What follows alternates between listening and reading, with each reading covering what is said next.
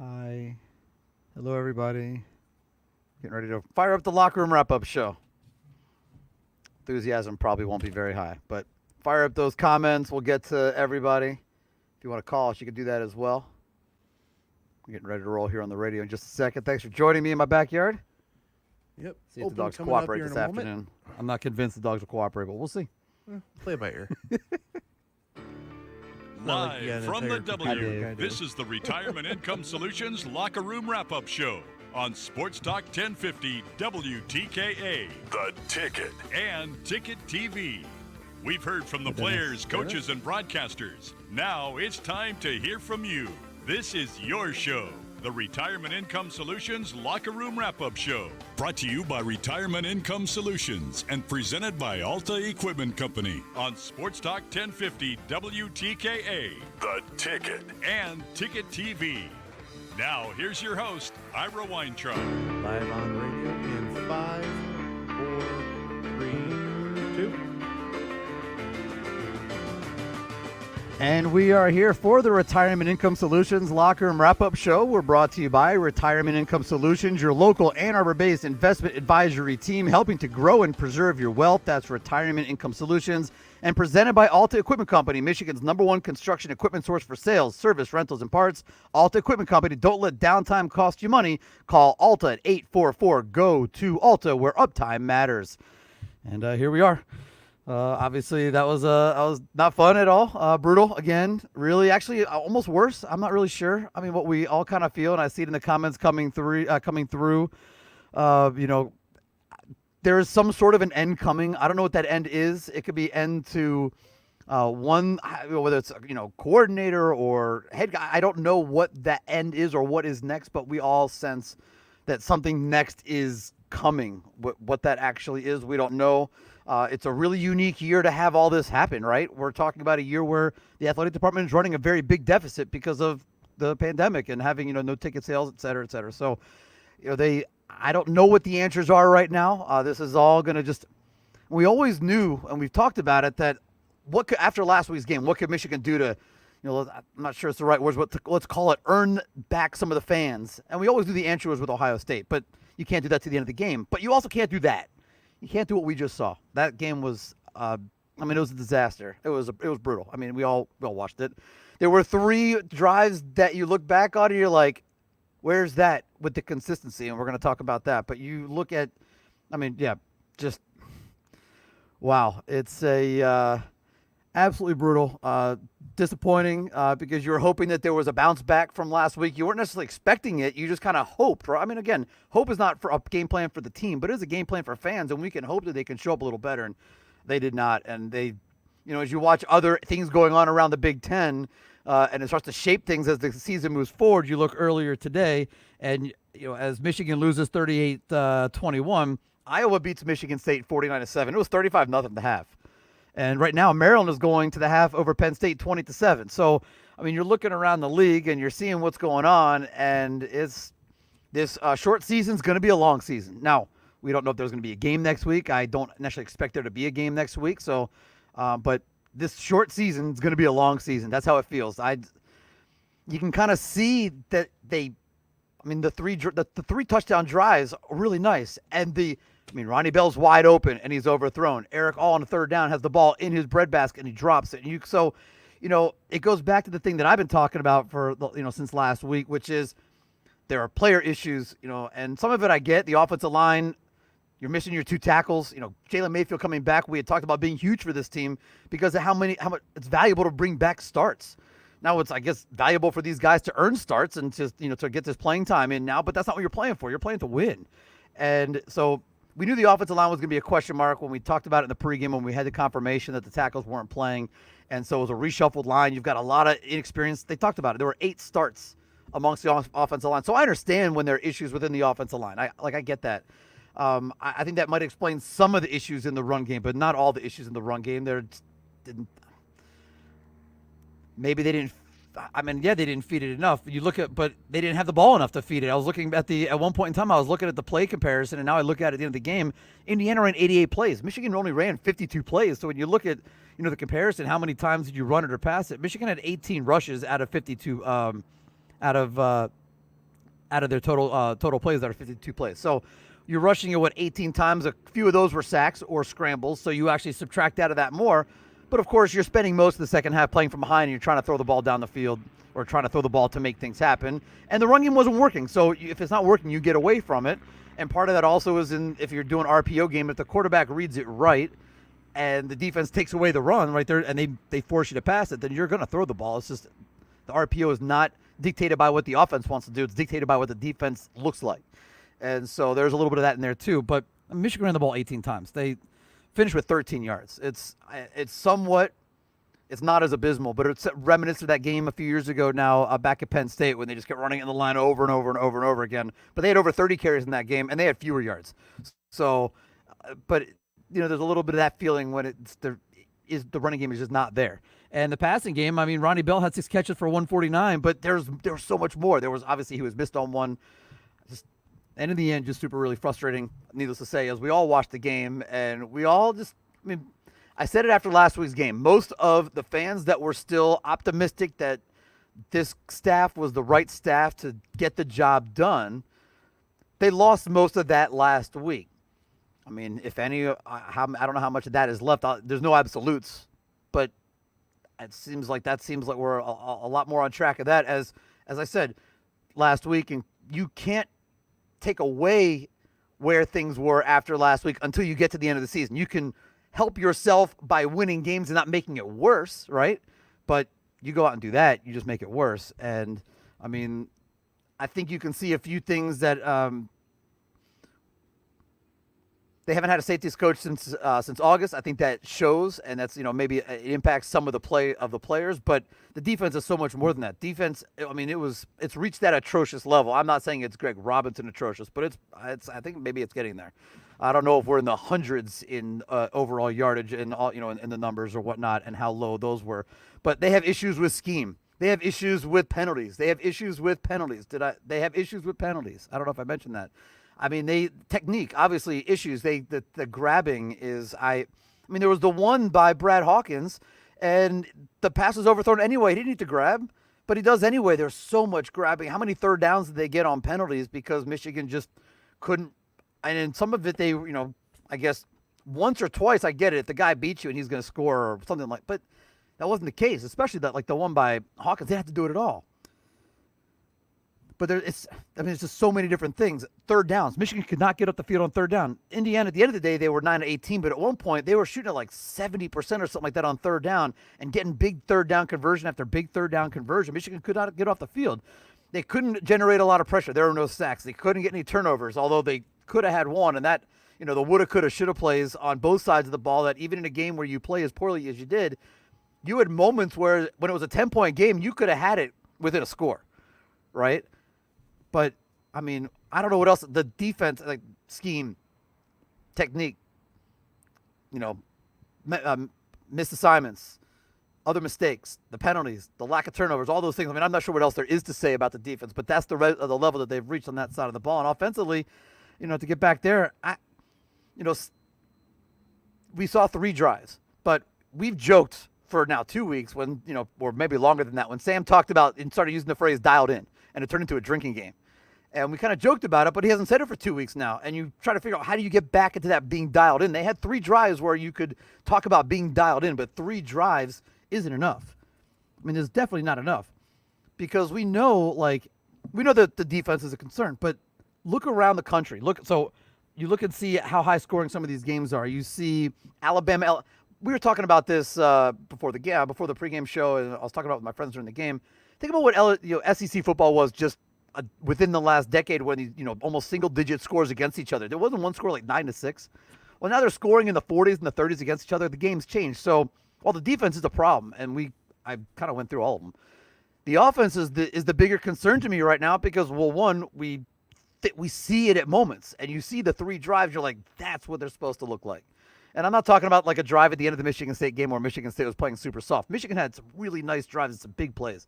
And then they had a couple of misses, like the all third down play would have kept the drive going. It's in his breadbasket. The overthrow to Ronnie Bell was obviously it's a touchdown. They had the defense totally confused. But it's just a combination of everything. You have to score. everybody around the country, the best teams, they're if nothing else, they are outscoring to win games. And Michigan had 9 lost drives. They had 7 punts and 2 fourth quarter interceptions. 9 drives where you do not score. 7 punts, and the punter did great. Brad Robbins did a terrific job today. Tip the hat to the punter. But 9 lost drives. I mean, you're going to have a few in a game, right? You're going to have some. Indiana had 5 punts, but they also had no turnovers. They had a field goal. They had 5 touchdowns and 11 possessions, right? They capitalized on. I mean, there's some sort of when you get to double digits in possessions, and if you have at least a split of non-scoring drives but no turnovers, so punts more or less. I guess maybe if you go for it on 4th down and you're in way plus territory. But if you have scoring drives, generally touchdowns, on an even number, more or less, when you're in double-digit possessions, you're going to be in a lot of these games. But Michigan scored on 3 drives.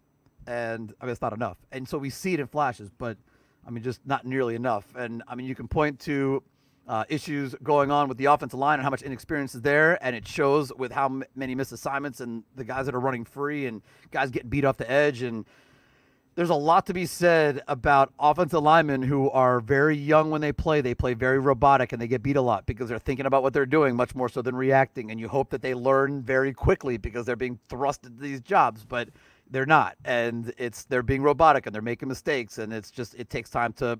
You have how many was it? 2 or 3 freshmen out there. Stuber moves outside. You're bringing a freshman in, for guard, a freshman at tackle, and so you're going to have those issues. But they did have 3 drives, so why not more? Why can't you continue to do that? And obviously, Joe Milton had his issues at quarterback when it came to accuracy because there were some plays that were there that he flat out missed. There were just a lot, and the run game there was no run game. And so that comes down to the offensive line and the running backs and play calling and timing. And, I mean, there was no running game. And if you want to win a game like today's game, you got to keep Indiana's offense off the field a little bit. And Michigan, too many 3-and-outs on the offensive end, and just really frustrating game, needless to say. And here we are where Michigan falls to 1-2 on the season. Maybe they play next week. Maybe they don't. We'll find that out Monday or Tuesday. But every game on the schedule, it's funny how quickly things change, right? Perspectives change over the first couple of weeks. Something I did talk about last week where you learn a lot. One of the old adages of football, you should never judge after 1 week. It takes a couple of weeks. Maryland got rolled in week 1. Then they beat Minnesota in week 2, and now they're playing well. They may not beat Penn State, but they're up big on Penn State in week, here you are again. It's week to week. You kind of have to, especially in the first few weeks of the season. It just happens to be that our first few weeks of the season were in October and November. But it's going to make for a long November, a long December, and as I said to open the segment, the end of probably a lot is whether it's at the top or at the next level, or I'm not really sure what the answer is at this moment. You just know that it feels like things that we have felt in the past, and when you feel those things, when we have felt these things in the past, either you've lost coordinators or head coaches.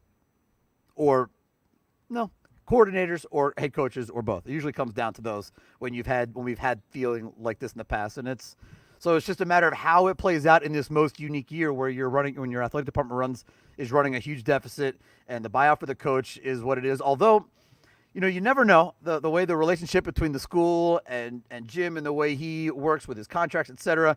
Maybe he quote unquote lets Michigan off the hook, and he finds his own landing spot before there's any other decisions that have to be made, and then you're on to the next, and you make a decision about what's next in the future. I cannot speak to that. We're still in early November, but needless to say, change is coming. We just don't know what all those changes are. From what I know, as the questions are coming in, I believe from what I've heard that the buyout is $10 million.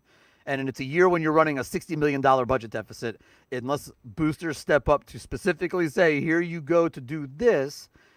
And I just don't know if that's going to happen in a year where you're trimming staff and you're furloughing people and you're cutting 20, 30, 40, whatever the number was, positions, and you're having the deficits and coaches are taking salary cuts and all the different things that are happening. I just don't know how it's going to play out. I just cannot speak to what the fans want, what might be the most logical in a normal situation answer. I can't speak to what plays out in 2020, which is the most unique of years. That's what I can't speak to at this point. But obviously a lot to get to here on the show. We're here on the Retirement Income Solutions Locker Room Wrap-Up Show. Michigan loses to Indiana 38-21. Michigan now 1-2 on the season, and they're scheduled to play Wisconsin on Saturday night next week at 7:30. But we'll wait to find out from Wisconsin's camp on Monday or Tuesday to see if there's going to be a game or not. We just don't know, because obviously Wisconsin's been out the last couple of weeks, so it remains to be seen. But a lot to get to here on the show, including, and they're my co-hosts, Murray and Freddie barking. We generally get to the offensive play of the game, brought to you by our real estate partner, Matt Dejanovic. The defensive play of the game, the drive of the game, brought to you by Brighton Ford. The gem of the game, brought to you by Lewis Jewelers. And bring your A game, the players of the game, brought to you by our friends at the at Bank of Ann Arbor. But I'm not sure we have candidates for those after a game like that, so we'll decide on that later on. But right now, we're going to continue on the other side of the break on the radio. We're going to stay going strong here on Facebook, Twitter, and YouTube, on Ticket TV, here on the Retirement Income Solutions Locker Room Wrap-Up Show on Sports Talk 1050 WTK The Ticket. Clear on the radio. Mm-hmm. Hello, everybody. Welcome to my backyard. Dog did bark. They helped. There we go. Freddie was not this much of a barker, and then Murray barks at everything.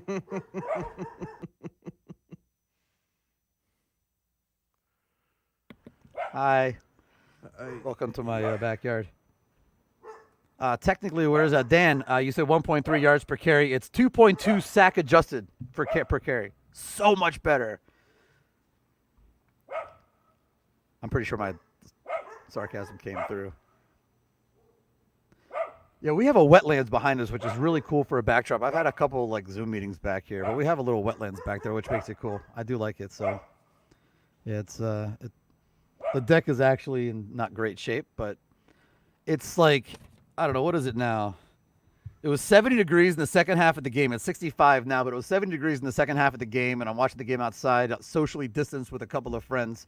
And so I decided to just stay outside and just bring all the gear outside, because I could just bring the internet cable out and do all that. And I don't know. It's November 7th. I've got to be outside, right? So. Yeah, not necessarily Garbanzo. What is it? I think we just hit 70 today? It was 70 today. It's now down to 65. It's really nice. Yeah, it's been really nice. It was super nice. So it's yeah. I don't know if you can tell if we got for this one. I don't know. Piccolo saying I don't know if you can tell, but my deck, it was like snowing leaves all yesterday and today. It is. Oh my goodness. Hi, Joseph. We're here to help. We try. I need the help. I need the therapy as much as everybody else, I think. Yeah. Mike, that's a great idea. It's going to be nice again tomorrow. This is awesome. I know it's great. I'm going to do this again. I'm going to bring the TV back outside. I'm going to put Red Zone on, and then I got stuff to do around the house. But if I put the Red Zone on in here and I put the Red Zone on in there, and then wherever I am, I think I'll have TV on. Yeah, Scott, it's super nice this weekend. Oh, on that last one, I don't know. The two-back set, yeah. I honestly, it takes, you have to go back. What I've learned over the course of time, I remember in the beginning, the first half to maybe even 3/4 of the time I've done doing this this show, I realized that you can't make too many judgments on too many formational things until you go back and see it, because you miss so much, especially on TV. And we're watching all the games on TV this year, obviously. So it's so... yeah, so it's really hard. I don't know why they did. I'm surprised. I'd like to see. We saw it even really early on where they had Giles coming out of the backfield on one side and one of the running backs. I can't remember who it was on the other side. Yeah, I don't have an answer to almost any of the questions. And so Dr. JC, they don't know how to run it. They have a 3-3-5 in the scheme. They don't know how to run it. If you watch, and the videos are on. They're still on our YouTube page, on this YouTube page, or on the feeds, but the last couple of MGO Blog roundtables, they've talked about that, and Michigan doesn't know how to play it. So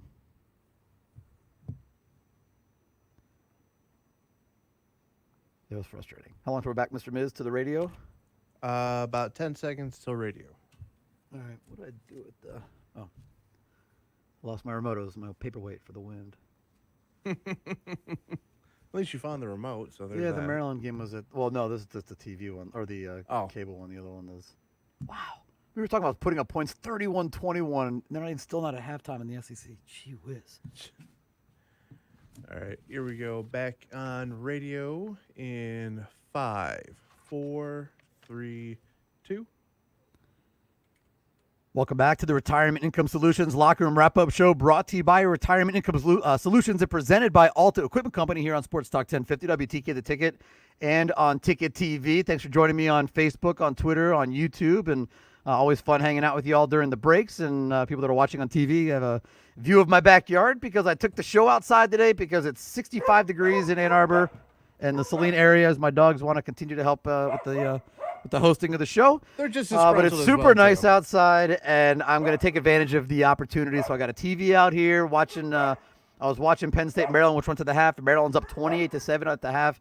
In that one, I've got Florida, Georgia up right now. Florida's up 31-21, and there's still 33 seconds left going in before halftime, and Florida's trying to put more points on the board.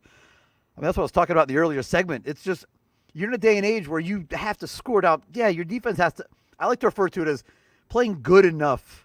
And that is always defined by every game. In this game today, good enough is giving up 38 if your offense can score 42. You know what I mean? Like, it's good enough is whatever is dictated by the offense. I use it a lot more in basketball than I do. Like, I used to talk about, it's funny, I used to talk about this with Duncan Robinson all the time. And I guess it still matters. He's just better at it now. But I also say, how good does he have to be on defense? Good enough that the offense is still worth it, right? So in this case, it's how good you have to be on defense. Good enough that your offense scores more points because everyone's putting up a lot of points. And the defense today would have had to hold you down to 20. And that, obviously they weren't good enough today because the defense is not going to hold just about anybody under 20 points. I don't see right now based on their schedule. I don't see anybody. Well, let's see what Rutgers looks like later today. It's hard to get a gauge on them yet, but we'll see. Needless to say, they had a couple of stops, Michigan did on defense. They had a few drives where, again, it's like the same thing.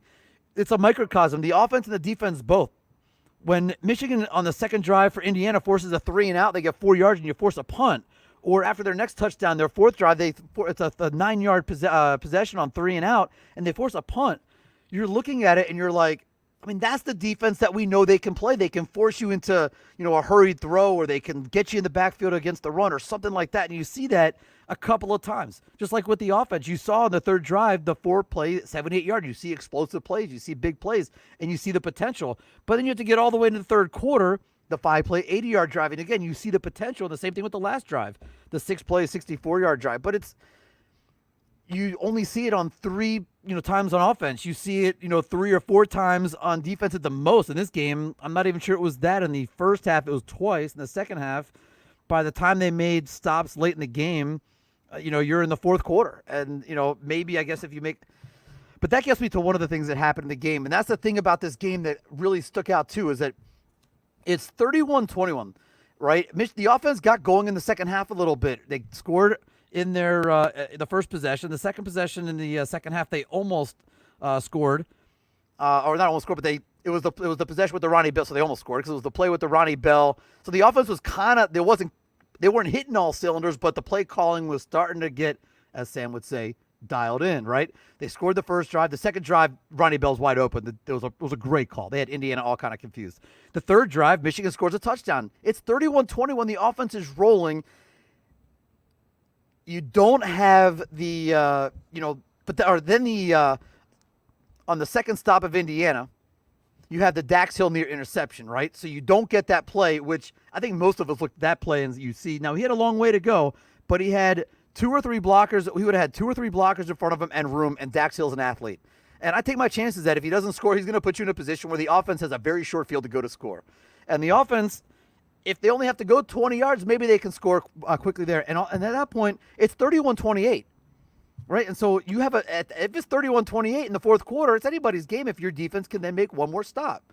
But you have to make one more, and again, the defense wasn't making necessarily enough stops, but maybe they hold it even to a field goal. You're right there if you make the play on defense. This defense was getting very little pressure in the game. They were hitting very little. They obviously have not been able to force the turnover since the beginning with the Minnesota game. The turnovers have not been there.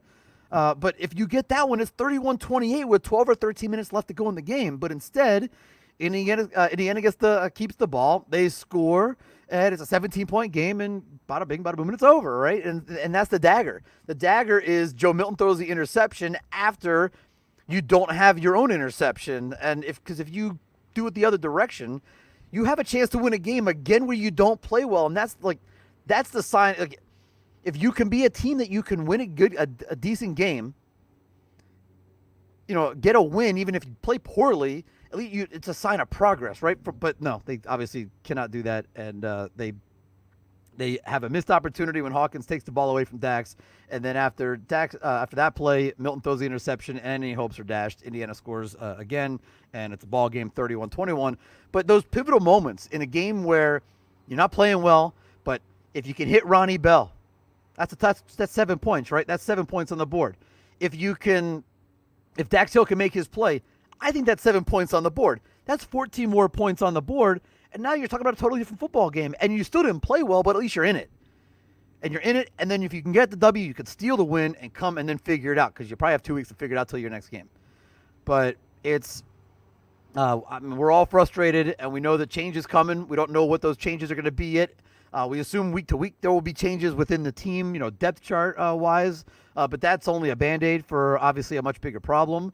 And so that obviously is something that we're all going to be paying attention to all week long. We got this question on our Ticket TV. If you're on there on Facebook, on Twitter, on YouTube, post a message. We'll talk about them either during the breaks or address them here on the show as well. Bobby asked about any update Aiden Hutchinson.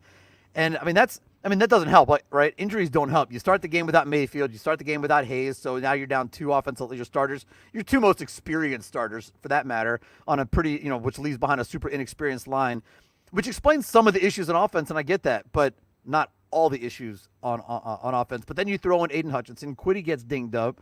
I'm probably missing 1 or 2, so I'm not really sure. I mean, I know Hondo says the offensive line's getting worse, and I see that, but it's today. I mean, you take Mayfield out. He's a potential first-round draft pick in the NFL draft this year. Mm-hmm. He comes out, and you put in a freshman, right? The right tackle in Hayes, the left tackle in Hayes is, has experience, and he's, maybe a future guy that could be a high-round draft pick. We're not sure yet, but you take him out, and he's the guy that you substitute with the freshman. But on the right side, you move Stuber out, and then so Stuber gets replaced with another freshman. But that's the point, is you're replacing 2 offensive line parts with 2 freshmen, and you're moving a guy out to a different spot. And so I understand why there's going to be some regression along the offensive line, even from last week to this week, but no run game whatsoever. And in particular, I talk about with the run with the offensive line. They did give up a couple of sacks as well, but in particular that I'll definitely talk about it in the run game today. Cordell says 0 forced turnovers this season. They had the one that Jeter, the big man touchdown, Barrett scored, knocked it, against Minnesota early. Your point's not wrong. The point stands that they need more than that, but they did have the one. So let's. Yeah, they had. They did have the one. Yeah, they had 2 turnovers in the Minnesota game at least. I know in the past couple games they didn't have any, but yeah, I mean the lack of sacks. Yeah, it's been up, but since that game, it's Yeah, but the lack of pressure getting into the backfield, the lack of. I mean, you had the one that probably would have been an interception had Brett Hawkins not tipped the ball off. I mean, it looked like it was almost just a punt to what would have been Dax Hill, and he probably could have taken it back, but it was Hawkins didn't know that Hill was at a 6 right behind him. him. That was the issue there. Now, in terms of Aiden, it sounded like during the broadcast when he went down with the injury, it was focused on his right ankle. Obviously, he didn't return. More likely, it's probably an ankle sprain, and we'll know more about it. As far as Quiddy goes, when he came off the field, he looked like he was grabbing the hammy, so it may be a hamstring. So we'll find out more, possibly tomorrow not tomorrow, but Monday when Coach meets with the media. Yeah, and then Troy posted 35-7 Maryland. Maryland opens the second half defensively with they force a fumble and they bring it back to score a touchdown. Mark Prost says Matt Campbell, please. First of all, he lost to Arkansas State this year. So, I mean, he lost to Arkansas State. Check his record. Check Iowa State's record against Iowa. His record against rivals, not good. He lost to Arkansas State this year, who Michigan was going to play in with the second or third week of the season, but they replaced that game when the Big Ten canceled their non-conference play. They added a game against Iowa State, and they ended up beating Iowa State. So, Matt, if change comes, and it's to that level of change, and we start having this conversation, I mean, I'm supporting whoever they would hire, I support whoever a coach is going to be. Not disappointed in how things are going currently, and have been disappointed in coaches in the past. But the Matt Campbell one, no. And then Brian Barlow says Luke Fickell, and that one, people, we may laugh it off, right? People may laugh off Luke Fickell. We can have fun about it, because for whatever the different lines are that we want to use, he's 0-1 as a head coach in Ann Arbor. Or actually, was it 0-2? I think he brought Cincy here, but he's done a terrific job at Cincinnati. And so, you know what? If you're going to go outside the family, which I think would be the next move, I think should be the next move, if that's the case. And I don't know, and Dan says keep Harbaugh, and I don't know if that's a troll thing or if that's a Michigan troll fan thing. I'll tell you that right now. It's my buddy Dan. He's it's a troll thing. fan. Well, then I will not acknowledge that one. I'll just move on. But whether the change comes, as I said, I don't know if the change is at a coordinator level or I don't know what the change is going to be. But I see the comments, so I'm gonna respond to them here as we broadcast on WTK and on Ticket TV. It's just, I mean, that's the kind of the point. That's where we are right now. We're sitting here watching other games and trying to figure out what's wrong with our program. And obviously, the defense has major issues. Major issues. You look at it. We talked about it earlier. They have schematic issues. They can't successfully run a 3-3-5. They don't. Their forward-down linemen don't get enough pressure. And no sacks today, and very few sacks or turnovers all season long. Haven't had a turnover the last couple of games. Obviously the defensive backs. There's a combination of a lot of things, and I'm not a coach, but there's technique issues. There's maybe some. We know the foot speed issue, but there's so many. There's so many issues when you look at the defensive backs. Except for maybe with Dax Hill. I mean, there was a crossing route at one point. It was like 3rd and 6, and there was a 5-yard play because Dax Hill, as we've said, he can cover a crossing route. But he's the only guy probably that it seems like right now that is properly covering a crossing route. But other guys, you see the grabbing that, and it's not the jockeying for position, kind of grabbing whatever that that you can get away with. It's just egregious holding hands and arms and pulling. I am glad they called Indiana for the one offensive one that they did deserve, but I think that you're going to see more teams do that. It's like the Xavier Simpson thing when he would grab the defensive player's arm, and eventually they changed that to a technical foul on the offensive player for grabbing. If you do that, you're going to see offensive players grab Michigan's defensive backs to try to get calls because they're going to get them some of the time. So it's there's a lot of questions being asked in Ann Arbor this afternoon, this evening when it comes to football, and I'm guessing the same thing's going to be said in Happy Valley. It's 35-7. Penn State's 0-2 in the season. We'll see how that game plays out, but there's something to be said, and we've had this conversation many times. There's something to be said about getting it when you become a head coach somewhere and getting it right at quarterback early on, right? I'm not saying Urban Meyer wouldn't have been successful, but he came into Braxton Miller, right? He had a quarterback when he got there. Ryan Day comes into quarterbacks. I'm not saying they're not going to be successful. Ohio State's been loaded, but you come into quarterbacks, you can be successful very quickly, right? You look at it took James Franklin. He had to get quarterbacks, but then he finds a quarterback and he wins, and you win. But now his quarterback's gone, and they're not. The success, the winning rate is a little bit lower than it has been, and I think Saquon Barkley probably has something to do with that as well. But Trace McSorley leaving was huge. Was a big deal. It was a very big deal, needless to say. So you look at what Maryland's going through right now. Maryland, they got the younger Tagovailoa, and he's killing it today. And they've got 35 points, but he's got 3 or 4 touchdown passes. The last touchdown was a defensive score. But it says something about getting it right and getting your quarterback early. And needless to say, Michigan, the jury's still out on Joe. He's only had 3 starts, and I'm not going to say that that his tenure's over. It's not about that as much as to this point, the lack of what we were hoping to see early. It's been long enough. The early part is over, and you didn't have that guy early on. You had a nice stopgap, especially the second half of his first year with Jake Rudock. Wilton did okay until the injury, but you never had. So it's, but you look around the country, you find your quarterback, and especially in this day and age where you need to just put up a lot of points, It pays. So we're seeing a lot of things. Clemson offensive coordinator Tony Elliott. It's a big jump to bring in a coordinator from that, but maybe is. I don't know what. Honestly, I have not paid enough attention. I had a buddy last week tell me about the Coastal Carolina coach. I don't know enough about who the guys would be right now, to be honest, if that's the position that Michigan goes. I don't know what the next direction is going to be, and no direction's changing in the next weeks. I just don't see anything happening in season, and so I mean I'm agreeing. I'm reading the comments and we're having and we'll have the conversations. I'm not gonna not have the conversation. I just don't know what the is.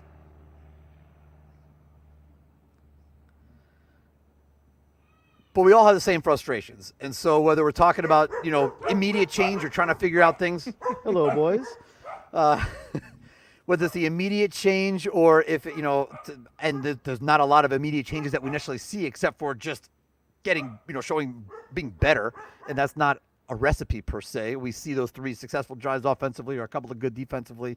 But where does the consistency come from? It's more of a longer time conversation that we're talking about here in the long run, the conversation, and I just don't know what that looks like. I need more than an hour and a half after the game is over, or 2 hours after the game is over, to digest what that next answer is. So, I need my decompression Sunday is part of it. I think is where part of it is. So. The frustration is very much there, Justin. Yeah, the Don Brown defense got exposed. Don Brown's defense for the first couple of years was really successful. He had some really good games. They were really good, not just against good teams, but you think about when Michigan, the 2016 game against Ohio State, the defense was a big part of that game. The next year against Ohio State, the defense was a big part of that game. And that's kind of and then that's where the turning point came after the 2017 game. So it's been these last few years, and that's a problem. So I'm not really sure. I mean, as I said, I don't know if the changes are there, if the changes are higher. I don't know. You watch a game, you have a sense of something. We felt this before, and the sense of something change of some sort is coming, or something is coming to the end. I said whether that's a coordinator or a head, I don't know, but we sense something, and we're all sent. So, and the frustration is there. I see it in the comments. I hear it, and we're gonna continue to roll along here on the Retirement Income Solutions Locker Room Wrap-Up Show. We're brought to you by Retirement Income Solutions and presented by Alta Equipment. We are broadcasting live on Sports Talk 1050 WTK The Ticket and on Ticket TV. We're going to take a little bit of a break, and we'll be back with more. But stick around on the if you're on Ticket TV, stick around because we're going to hang out during the breaks and have a good time. Try to have a good time anyway. So we'll be right back here on Sports Talk 1050 WTK The Ticket.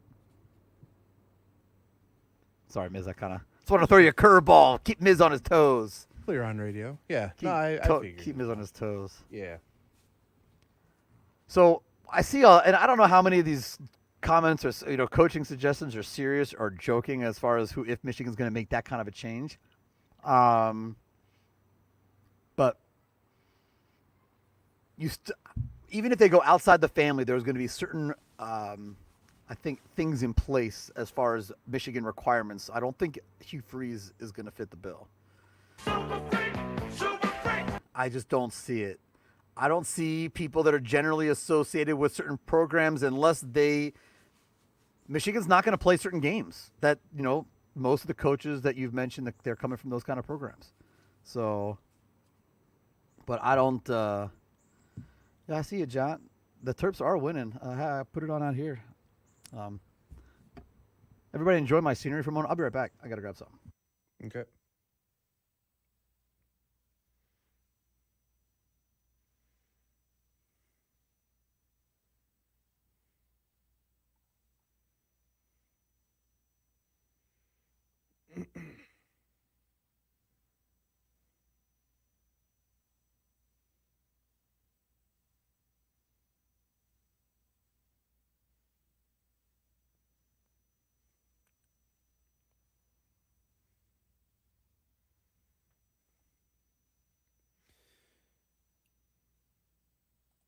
Dennis, you want my thoughts? Oh boy. How do I put this politely? Was very disappointed in today's game. Considering when you only accumulate for 13 yards, and I think after when you take the sack total out of it as well too, it turns into less of a yard of gain. Um, and it just seems like it seems like there's a lot of a lot of playing from behind even from the I'm beginning. back. Almost to me, when I was watching the game, it seemed like there was a lot of the best comparison I can think of for me, from my point of view, was it's as if I was down 24-0 in a game of Madden, What'd you say, Miz? and I didn't say anything. Dennis wanted my thoughts on the game. So it's as if I was down 24-0 in a game of Madden in the fourth quarter, except it was back in the first quarter, so it turned into a lot of 5 wide sets or 4 wide sets and trying to force some passes in. But I think there's with when you have to replace both of your offensive tackles because of injury, the outside run game definitely took a hit. Like as I said, I understand. Like I get right. We get like certain issues with it. Like I understand. Like it's not necessarily a pass but it's just that you understand. Like you're starting to there's a couple of freshmen are out there, but it's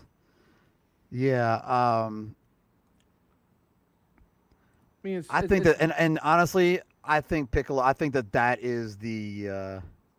I think. I don't know what. As I said, that's why I need time to like kind of. That's why I like my Sundays. Mm-hmm. I need to decompress. I need a little moment of decompression. Maybe that's what I need, Doug. Because next weekend we can watch hockey. Because the season starts next week. That's right. Maybe that's what we need. But it's. Oh, and Dennis asked, my parents are great. Thanks for asking. They might be watching. Hi, Mom and Dad, if you're watching. Back in radio in 10 seconds. All right, so we're testing how, because it's getting kind of dark out. So I'm kind of testing what this looks like, because I've never, I think the light from the screen is actually kind of working out in your favor a bit. That is lighter. Wow, that's interesting. Yeah. All right. But it's a nice look, I'll say that. All right, we are back on radio in 5, 4, 3, 2. Welcome back to the Retirement Income Solutions Locker Room Wrap-Up Show, brought to you by Retirement Income Solutions, your local Ann Arbor-based investment advisory team helping to grow and preserve your wealth. That's Retirement Income Solutions, and presented by Alta Equipment Company, Michigan's #1 construction equipment source for sales, service, rentals, and parts. Alta Equipment Company, don't let downtime cost you money. Call Alta at 844-GO-TO-ALTA, where uptime matters. Alta's the place where Sam had the big heavy equipment, digging stuff up. Yeah, the pictures are great. I need a little chuckle before we come back to talk about Michigan losing to Indiana 38-21 and where things stand now that the Wolverines are 1-2 on the season. I see a lot of conversation about the defensive back play, in particular the cornerbacks, Vincent Gray, Jamon Green, and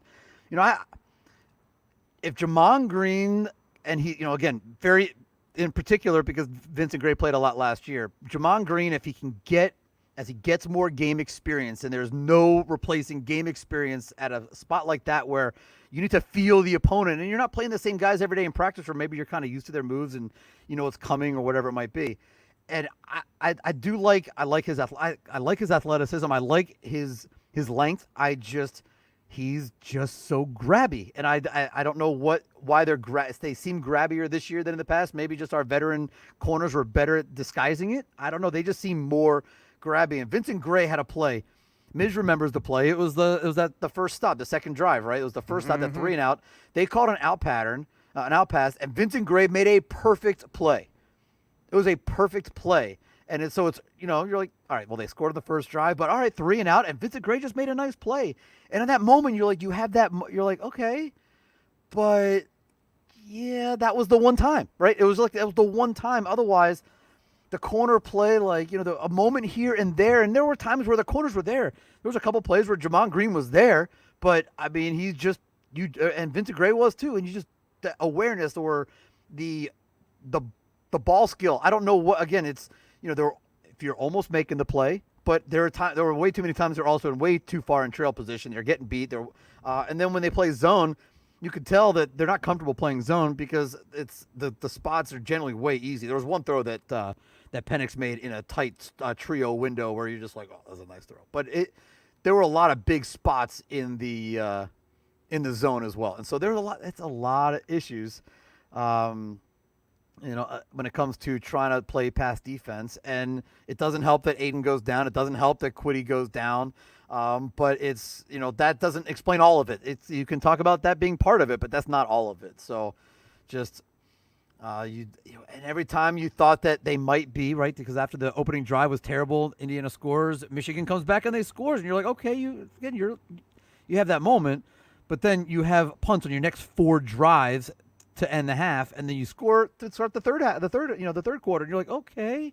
In fact, you have touchdowns on 2 of those 3 drives, and you had the almost play to Ronnie Bell, and you're like I think most of us, even though we all kind of also feel what's going to end up being the result, like you see that it's like you see the flash, and you're trying to figure out how can you have those 3 really nice drives and have that many punts and have that bad of a misread and throw that interception because you see the 3 touchdown drive and you look at him and go, Joe's making some nice tight throws and he's finding this, and you see that they're and so the lack of consistency is really frustrating. And I'd say the same thing on defense, but the consistency is there, and the consistency is on the wrong end. You only had the 3 and outs in the game, and one of them was in the fourth quarter, and so it was I guess at that point it still wasn't over, but I think we all at that point were seeing the writing on the wall. Hondo asked about why can't the D-line get to the quarterback. That is a great question. That's a great question. Not having Salt and Pepper out there, having Aiden and Quiddy out there, and especially Aiden for much of the game is definitely a question. Is definitely an issue. But yeah, and you're right because they did play last week and didn't play this week. We saw the same issues against Ohio State last year and the year before with different personnel. The year before, in particular, but even last year we've seen this where when you try to get there with 4, they're not getting there, and when you try to get there with 5 or 6, you leave way too many guys exposed in the out. Like it's just, the numbers game doesn't work if you're not getting there with 4 more often. They have to get there with 4, and it's just not happening right now. You almost needed the left tackle for Indiana. I know a couple of people are saying that some of them, the D line were small. But compared to that left tackle that Indiana had, you needed the big show. You needed someone like, Andre the Giant to go up, one-on-one with him because he's a big boy, 6'7", 360 bills. So there comes the wind, and I had moved the remote off of my notes there. Let's only get that. Let me fix that one. But it's just that maybe it's just there's just a mismatch, and they're having difficulties getting to the quarterback. I'm not entirely sure. It's a big question there. Going back to the other side of the ball, Marvin asked, why don't we ever blame the quarterback coach? Maybe he's part of the reason the QB play has been average. Ben McDaniels, fair question, and the timing of when Ben McDaniels spoke to the media, unfortunately, is on, he came in after, I believe he spoke to the media after the first game. And Joe played well in the first game. I think he spoke after the first game, but it's been a little while. But that would be, this week when we have an assistant coach that we speak to, I think that people have a lot of questions for Sean Nua. Obviously, you would like to talk to coordinators. I don't know who's going to be made available, but people have questions for Sean Nua. That would be someone that people would really like to talk to. Mike Zordich, people would really like to talk to this week to talk about the corners play. Ben McDaniels to talk about that as well. I think more so than the other spots. I think you could, there are questions about the running back position, but I just think it's lower on the, because the offensive line has bigger questions. But I think we know some of the answers to what's going on with the offensive line. And so I don't think we necessarily even need to hear from Ed Warner as if you rank there's only one position coach I think it's one. Maybe it's one, right, Miz? I believe it's one that speaks during the week. I kind of lose track as the season blurs together. It's either 1 or 2. It used to be 2. I think it's only 1 this season. But when you have the assistant coach speak, and sometimes there's also one on Jim's show, but you're not going to get the same questions as you would from the media. Right. But if you're only going to get one, kind of rank who you would want to have come out. And so obviously you want the coordinators to come out first to answer questions. But if it's not going to be the coordinators, I think Ben McDaniels would be an excellent guest for the media this week. So would Sean Nua. So would Mike Zordich. You're not going to get a safeties coach because it's a GA that's obviously coaching the safeties. So you're going to have somebody else that's going to probably field those kind of questions. But it's and maybe that's a part of the issue with the safeties and Brad Hawkins play is that they haven't had a safeties coach since August coaching and actually, I'm not going to take anything away from the NL's coaching the safeties, but he doesn't have the resume that Bob Shoop had. And this is something else that I was going to bring up too, that Shoop is not just missing a safeties coach where maybe you're not getting the same kind of coaching that you should be getting for your safeties, and that's obviously of concern for all the guys that are back there. But Shoop's also a former defensive coordinator. He has experience as a DC at Penn State.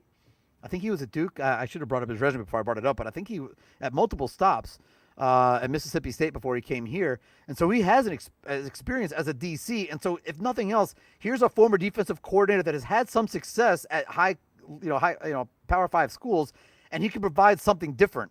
Or maybe if he's whatever his situation isn't happening, maybe you do have an in-season replacement. And if you decide to do something more sudden than waiting till the end of the year with a coordinator position, I think that not having Shoop there does take away that option, because I don't see anybody else on the defensive staff that you necessarily want to put in that position. But I don't, but not like any of the specific position groups along the defense are playing well enough to promote a coach either. So I don't have an answer to that, because we've had people talk about that, an immediate thing versus the more long-term thing, which is, what do you do at the end of the year. We have more still to come on the Retirement Income Solutions Locker Room Wrap-Up Show here on Sports Talk 1050 WTK The Ticket, online at WTK.com. Usually coming around, actually it would be in this segment of the show, wouldn't it, Miz? We'd be doing our offensive play of the game, our drive of the game, our gem of the game, and more. Typically. But, I mean, to be honest, I don't think we really have anything to write home about. But we always want to shout out our friends. And always great to talk every Friday with our friend Matt Dejanovic, who brings us our offensive play of the game, our official real estate partner here at Sports Talk 1050 WTK The Ticket. If you're thinking of buying or selling a home, let Matt put his 30 years of helping people to work for you. Visit isellanarbor.com. That's isellanarbor.com. Also want to thank our friends at Brighton Ford. They usually bring us the drive of the game, but I mean, we had 3 nice drives, but we needed a lot more drives to have an option for a drive of the game. When you lose 38-21, you don't have a drive of the game because you didn't play. You don't have which drive of that in there is significant. In the end, you could have potentially pointed to maybe the first one or the third, a few different ones that were in there, but none of them obviously because Michigan did not score nearly enough points. But we love our friends at Brighton Ford. I love my Ford Escape from our friends up there at Brighton Ford. Get on board with Brighton Ford. Call 1-800-NEW-FORD or visit BrightonFord.com. And the gem of the game, I mean, the Ronnie Bell play easily could have been a gem of the game, but that play was missed. Dax Hill potentially could have made a gem of the game if it wasn't going to be maybe the defensive play of the game. But, again, you're not going to have plays of the game when you play like that after a performance like that. But we love our friends at Lewis Jewelers, your diamond store. Visit them at 2000 West Stadium Boulevard in Ann Arbor and online at lewisjewelers.com. Visit them on Watch Wednesdays. Their watch selection is terrific. I saw there were new Tudor watches a couple weeks ago. Oh, Miz, if I was in the market for a new watch, the Tudor watch is phenomenal. They are a proud partner of Michigan Athletics and Sports Talk 1050 WTK The Ticket. We still have more to come here on the Retirement Income Solutions Locker Room Wrap-Up Show presented by Alta Equipment Company. We'll be back on the side of the break here on Sports Talk 1050 WTK The Ticket and on Ticket TV. Clear on radio. Throwing illegal. All right. All right. We love our friends, but I think you're all with me, right? Are there plays of the game when you play like that? No, I mean, Ronnie Bell had a, if you want to talk about players of the game, I mean, if you want to go with a good gem, I think that 35-yard. Yeah. 3 words. Boom. Yeah. 3 words, everybody. Andrew got it. Andrew got it. To me, I think a big gem besides Ronnie Bell catch. I mean, that Cornelius touchdown reception was a pretty. All three touchdowns were actually all 3 touchdowns were really nice plays. It was great to see Roman get in the end zone. Yep. Thank you, Doug. Appreciate that. I appreciate that. I'll be honest. I know that this is always kind of a therapeutic thing, and it's as much for me as it is for everybody out there when we take calls and that kind of thing or whatever it might be. But honestly, I think this platform also we get a little more relaxed during these breaks. But it helps me too. Part of it is because I see that we're not alone, right? I know people are out there watching on different platforms, and we're all communicating and whatnot. So, we're all, and I feel that generally my initial reaction after the game is a reaction that most people are going to have, that you're all feeling after the game, are some of the recaps of specific moments of the game, are going to be different. We see things a little bit different or whatever it might be. But I generally feel that for the most part, we all feel the same way when the game is over. Right. As I like to say, how that manifests itself, then, everyone's uniquely different, but we all saw it together. We all went through it together. So yeah. And, I'm glad that you guys can, I'm watching the conversation goes. So I see, so I see the community, you guys are having conversations back and forth. It is therapeutic to converse back and forth.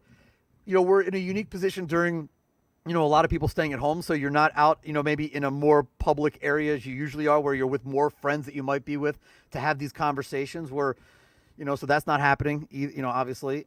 And then I know, like, I see Ron out here, his gem clock hitting zeros. Ron coming from previously of China and South Korea, the Philippines, and now I think he said he's in Texas. I think he said that last week or the week before, but Ron, I've used you as an example many times. I get if you're not living in Michigan or around Michigan people, you seek out people to have you need to have those similar moments with. If it's celebrating, it's great. We'd all love to be celebrating together. Like when they put all the videos together with the Jordan Poole shot and you could all see everybody celebrating. It kind of felt like we were all doing that at the moment together, in our own separate places, and it was fun. But there's also the other side of it. It's just Mike says the post-game presser was awful. I did not hear Jim's post-game interview. I did not see the post-game presser.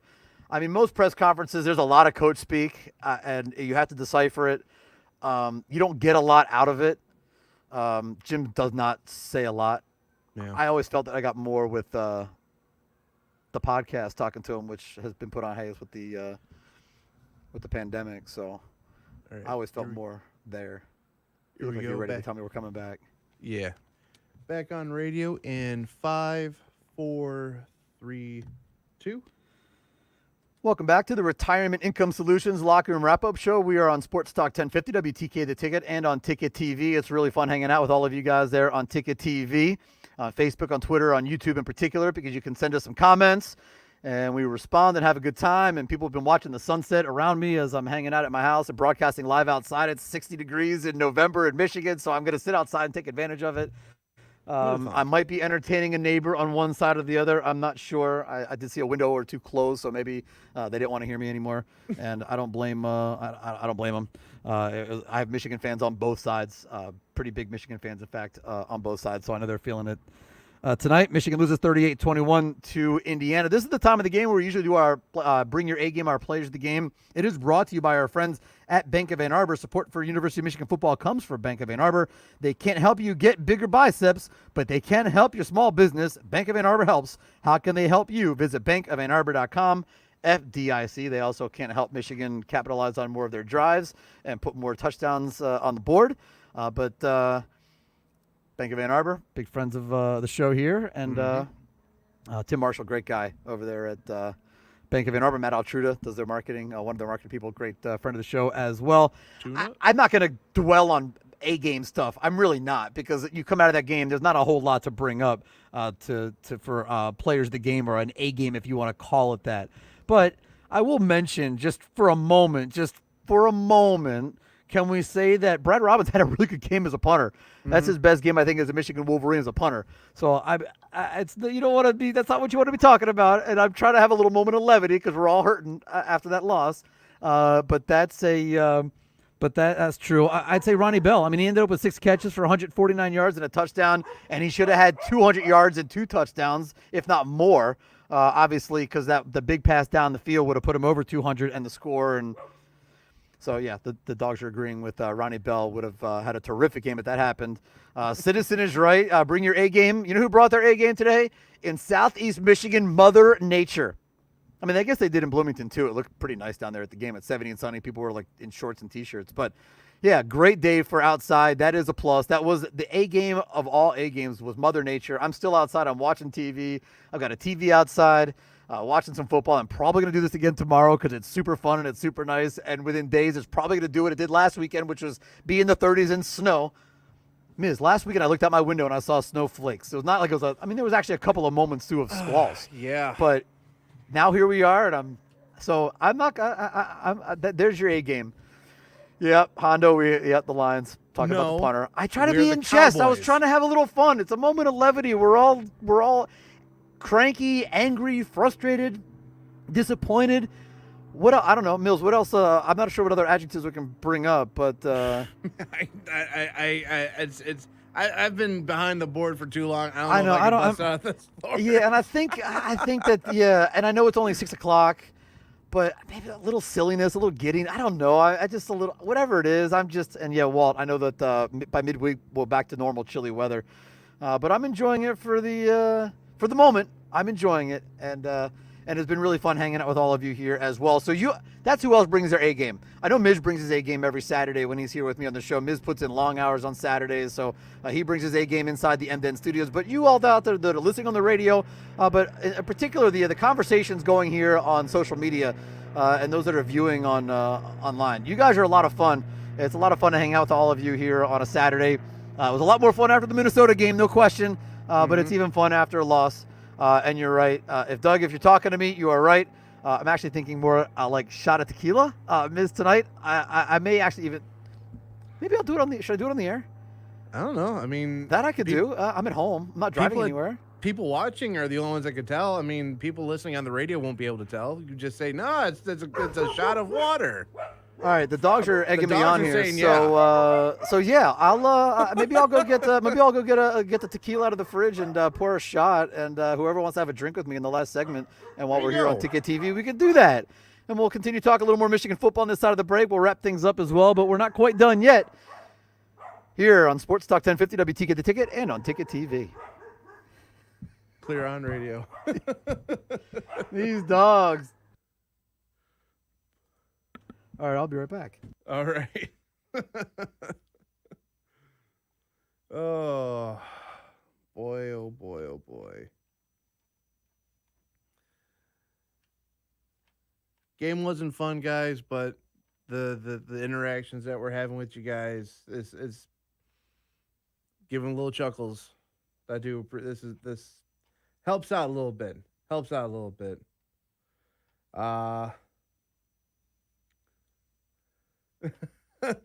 Yeah, Tim, that's what Ira's gonna do. So he's gonna give himself. So if you do indulge in the adult beverages, get yourself one. Oh, there is a fight night. I forgot about that, Dan. Appreciate you reminding me about that. I've got surf and turf waiting for me at home. An extended belated birthday dinner with the folks. So essentially, when I'm done in here, back to Wyandotte, steak, lobster, and a whole smorgasbord. But tomorrow, hopefully, you guys can tune in to the playground. We'll be on 10:00. Linda, no, it's just temporarily. Just it temporarily. Better not be. It's Movember, so just. Thanks, Walt. Appreciate that, buddy. So, Miz, I definitely over poured, but I did bring a shot. I even got a nice shot glass there. I brought a shot. So we have that. I have this somewhere. I need that. Clemson, Notre Dame. I think Clemson, even without Trevor Lawrence, I just don't think. Sorry, Hondo. That's funny. It might be. Could you imagine? The Big Ten is, except for like at the top, the Big Ten East seems like all upside down for the moment. But Clemson, Notre Dame. I'm going to take Clemson. I just don't think Notre Dame's all that good. I honestly just think that the top three teams of Clemson, Ohio State, and Alabama are just so much more athletic and better than everybody else. I'm holding off judgment on the winner of this Georgia-Florida game. We know Georgia kind of got housed by Alabama, but I'm kind of holding off judgment if I haven't I've been watching the Penn State Maryland game. Here you go. Sure, you poured too much by accident. Yeah. Oh no, it wasn't by accident. Did I say by accident? Maybe. No, it wasn't by accident. I mean, no. So yeah, Florida's up 41-21. So maybe Florida, the rebounding from that bad loss, so when they lost on the road to Texas A&M, maybe Florida. I don't. But I'm going with Clemson. I just don't see. Thank you, Troy. Bottoms up. I'll do it on. Maybe I'll do it so I don't get in trouble with the FCC. I don't think there's actually a law about that, but maybe I'll just do it right here on Ticket TV right after we sign off on the radio. There we go. But we're back on radio in about 10 seconds. Usually we don't play it after a loss, but yeah, I threw it in just for the purposes of it. Oh, and Maryland just Penn State at the 1. Wow. All right, here we go. Wrap it up on radio in 5, 4, 3, 2. we are back here on the Retirement Income Solutions Locker Room Wrap-Up Show. It was not a fun one, needless to say, following Michigan's 38-21 loss to Indiana today, falling to 1-2 on the season. It is not fun at all, but we're trying to have a good time anyway. That's what we try to do here. I'm outside on my back deck. It's actually kind of stayed fairly lit on the camera angle. I'm surprised. I was kind of curious how that was going to work because it's pitch black outside now. We are now past sunset, but it held up pretty well. To be out here doing the broadcast outside. It's been a lot of fun. I've even poured myself a shot of tequila to send off the night. I'm home. I'm not driving anywhere. I'm home alone, in fact, other than the two dogs. So I think I can have a big drink of tequila because I poured a pretty big shot. But I'm going to do that as we wrap things up. It's been a lot of fun talking with everybody on social media tonight, all of our friends that are out there. And that's what you guys are. You guys are friends, your family. You're part of our post-game therapy session. We're all here with each other, trying to help each other out. And we're going to be doing that on Monday with Sam and Andy Minery. And we'll probably, let me back up. We're going to back at it tomorrow. Miz, you guys are, you get the next crack at it. Yeah. And I know it's, frustrating. We'll take it on the chin. We'll take it on the chin, and we'll let you guys vent tomorrow. But like I said, we're just kids. That's how the playground rolls. We'll do it again. We'll try to have some fun tomorrow. But yeah, we'll have fun. We'll have fun. Tune in tomorrow. We'll have some fun. Linda asks, is there anyone we can beat on the upcoming schedule? Right now, I'm not predicting a loss for Michigan next Saturday night. I'm not predicting a win yet, but I'm not predicting a loss. Mark, cheers. Absolutely, buddy. Good to see you, Mark. Mark in Syracuse. I'll be doing that in just a moment. But and in all seriousness, I'm not predicting Michigan. I will not predict the Michigan loss for next week, at least not yet, because I'm not convinced Michigan's going to play next Saturday. Wisconsin will know a lot more. They said on Monday, but maybe as late as Tuesday if there's going to be a game next Saturday night, because that's next up on the schedule. The scheduled game, up next for the Wolverines. We'll see. So we'll see how that plays out, as Michigan it will be their third game out of their 4 games this year against a ranked team. Obviously, Minnesota was not really a ranked team, but they were at the time. But we'll see if they actually play that game. If they do, it's a kickout. The kickoff in the Big House is set for 7:30, probably more like 7:45. So if there's a game next week, then a 3:30 pregame show, and then we'll be back for a late night version here. Like we did, although I'll be inside next week on Saturday night. If we have a show, I'll be inside. It's going to be like 20 degrees outside or something. It'll be normal again. So I will be. Wake the neighbors up at 2 o'clock in the morning. Come on. All right. So real quick before we get out of here, we got a comment here from Michael Miller, who says, Harbaugh says the team is closed, WTF. And you know what's interesting is I don't know what the context of the comment was, so I'm not sure but most teams that we see perform like we've seen Michigan perform the last couple of weeks, you would think are very splintered, have a lot of issues, but actually this team is not. And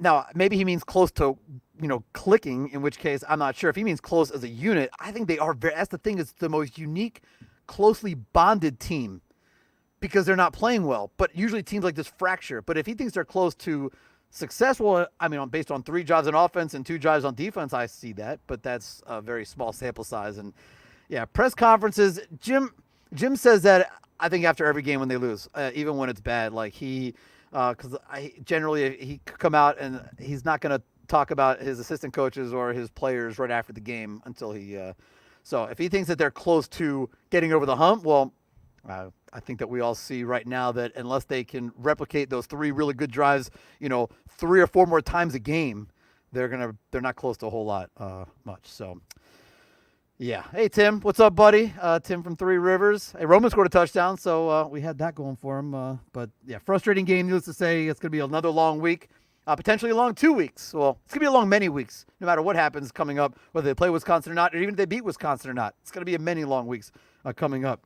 Within the walls of Schembechler Hall, at Weidenbach Hall, and here, not here, but on the radio and on Ticket TV as well. Thanks to my guy, Matt the Miz Mizler, our game day producer back inside the MDN studios. Thanks to all of you for listening and watching on Ticket TV. Enjoy the rest of your weekend. Be safe, everybody. Stay positive, test negative, and we'll see everybody on the radio on Monday. And as always, go blue. Clear on the radio. So I'm going to take my shot. Good night, everybody. Thanks for watching. It's been a lot of fun. Hopefully you will survive the rest of your weekend. And I'm going to sign off and I'm going to hang out a little while longer outside. I'm going to go grill and cook dinner while grilling. So have a good night, everybody. Bottoms up. Salute. Good night.